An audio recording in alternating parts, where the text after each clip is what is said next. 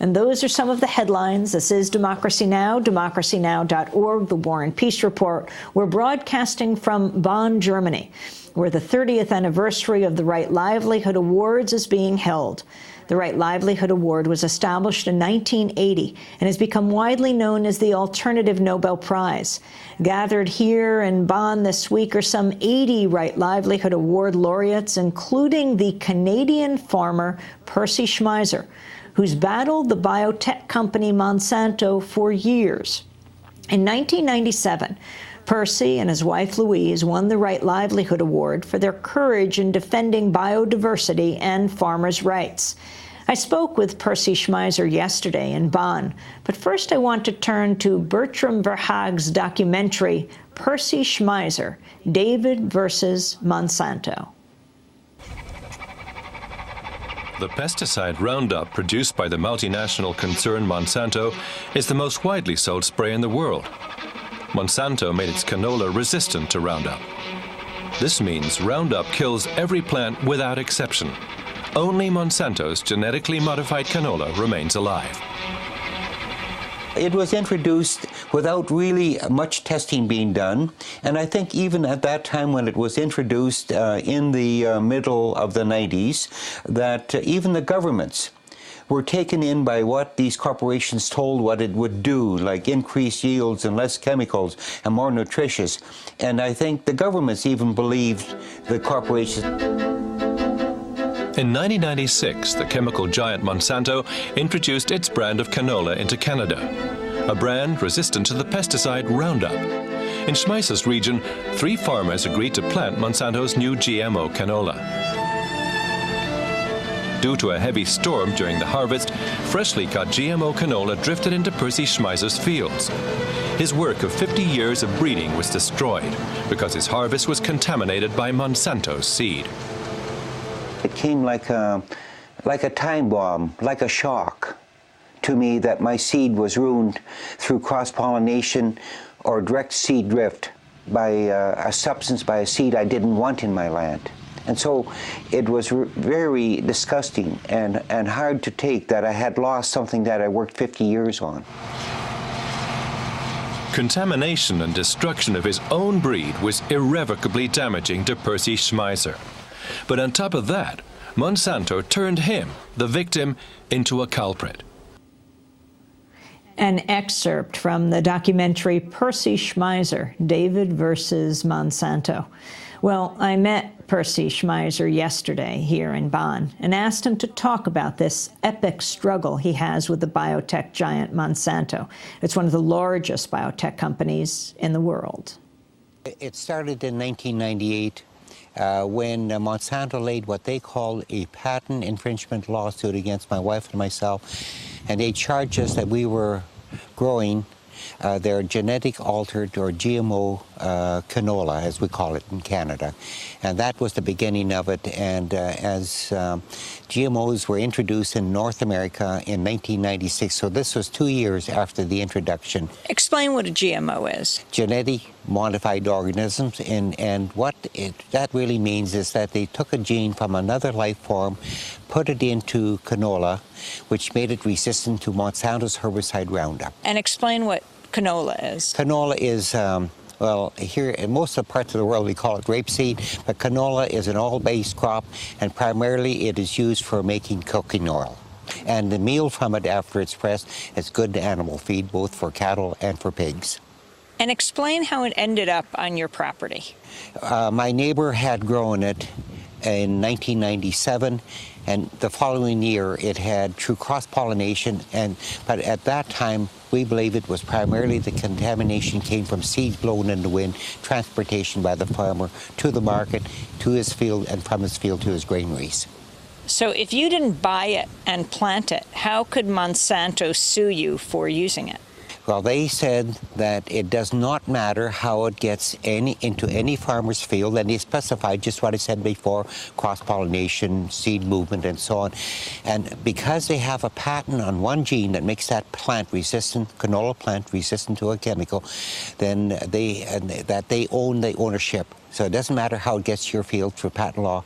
They can take the whole total farmer's crop from him or make him destroyed. And in our case, my wife and I were seed developers in canola, which we had been doing for over 50 years, research in the development of disease control and so on. Even we lost all that research when the court ordered through patent law, they own it. That Monsanto owned it? That Monsanto owns it. And how much did they fine you? Well, initially they wanted so much an acre fine, but it ended up that they laid another lawsuit of $1 million against my wife and myself, and that also we had to fight. And besides that, there was another lawsuit in the 7 years before it went to the Supreme Court, where they tried to seize all our farmland. They tried to seize our home, our farm equipment, so they could stop us, because we were using mortgages on our farmland to pay for our legal bills. And so then explain what happened. You appealed this right to the Canadian Supreme Court? It went all the way. It went through the lower courts and Court of Appeal and so on, and then it went all the way to Supreme Court of Canada. But there were other issues at the Supreme Court we could bring in that we could not bring in at the lower courts. First of all, farmers' rights to use their own seed from year to year to develop them, and then also the whole issue that we said in regards to patents, there should be no patents allowed on higher life forms, basically anything that comes from a seed. So that was one of the main things. We said to the Supreme Court that life is sacred. No one, no individual, no corporation should ever control it.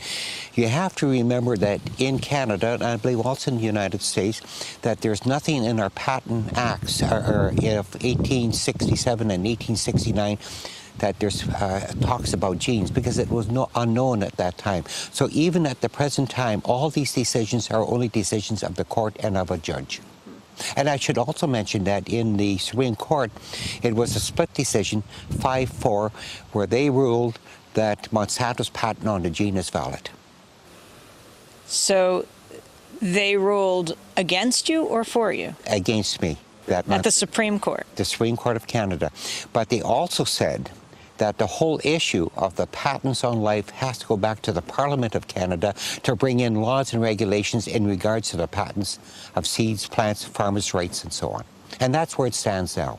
So what happened to you?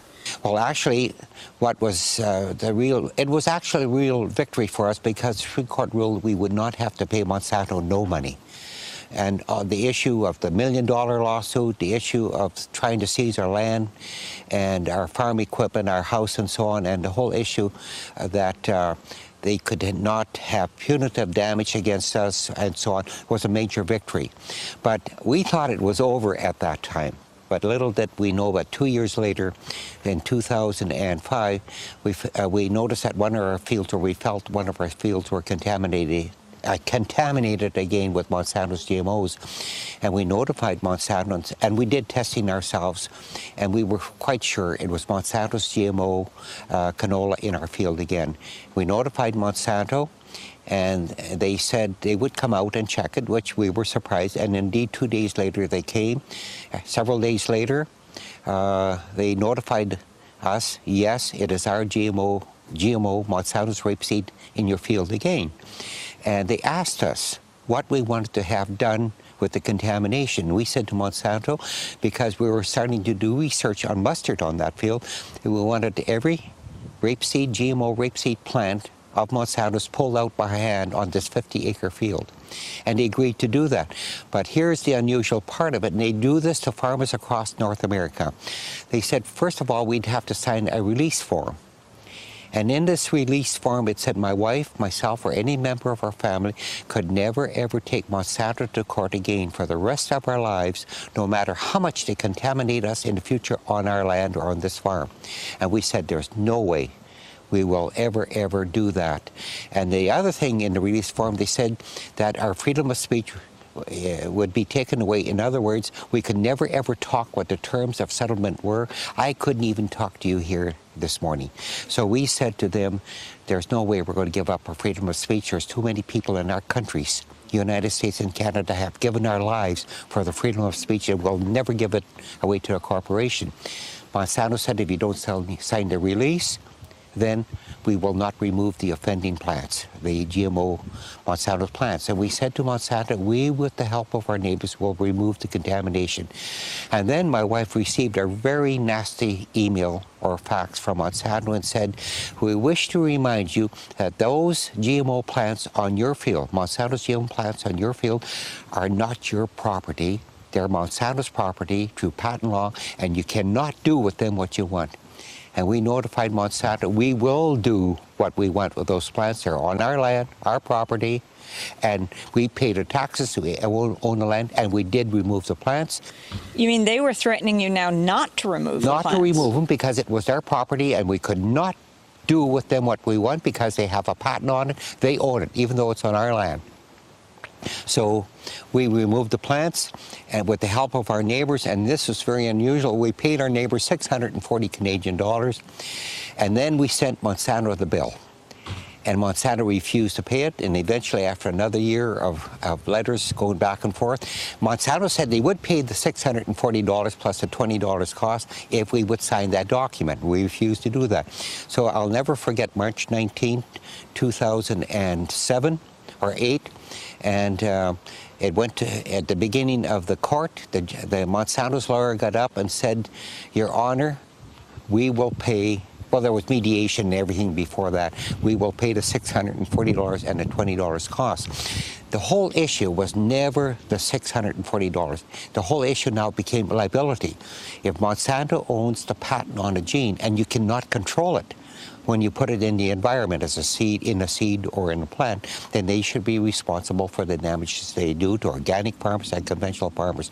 So that was a major victory, because now it has set a precedent that if a farmer is contaminated, he can seek relief in the courts that the damage, that the contamination damage is paid for or taken care of. So it's worldwide. So we were very happy after 10 years of legal battle that we finally had a corporation, first of all, like a corporation of Monsanto, to have $1 billion corporation plus in court on a $640 bill. So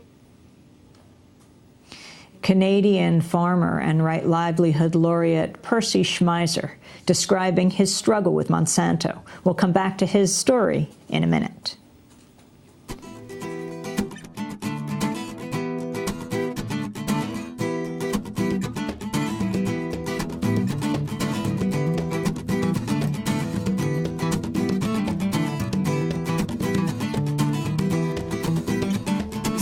To help our community, help farmers grow more food, but all you sell to us is lies. You're only looking out for you. You say it's all about the children, yet you feed them pesticides. We know that it's all about your profits. Because of you, too many die. Monsanto, go away, go away, go away. You are not welcome on our land. Monsanto, go away, go away, go away. You are trespassing on our land.